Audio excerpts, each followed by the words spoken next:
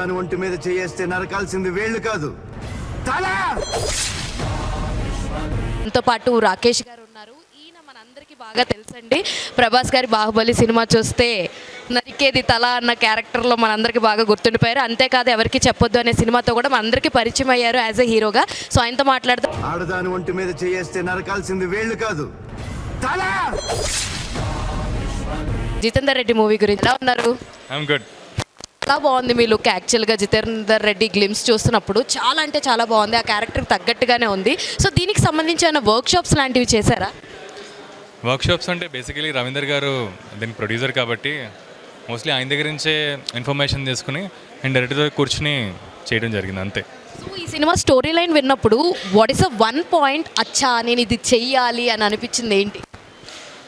And larger than the life character and ఏం చేసినా కన్విక్షన్తో చేస్తాడు. సో కొంచెం డిఫరెంట్గా ఉంటుంది మన చేసే క్యారెక్టర్స్ కన్నా అని అది. యా, నాకు తెలిసి మీరు ఇప్పుడు దాకా చేసిన అన్ని క్యారెక్టర్లో this is a real life character you are taking up కదా.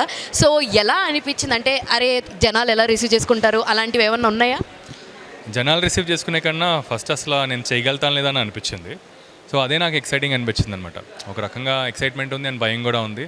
ఇంకా బాగా చేస్తామేమో అని ఇంకా అలా స్టార్ట్ చేశాను. సో ఈ అంటే మీరు ముందున్న క్యారెక్టర్స్ చూసుకుంటే దీనికి కొంచెం వెయిట్ పుట్ ఆన్ అయినట్టుగా అనిపిస్తుంది. ఓన్లీ క్యారెక్టరైజేషన్కి సంబంధించి పుట్ ఆన్ అయ్యారా లేదా ఎనీ అదర్ రీజన్స్? సో ఈ క్యారెక్టర్కి క్యారెక్టర్కే వెయిట్ ఉంటుంది. సో నేను అప్పుడు కొంచెం సన్నగానే ఉన్నాను.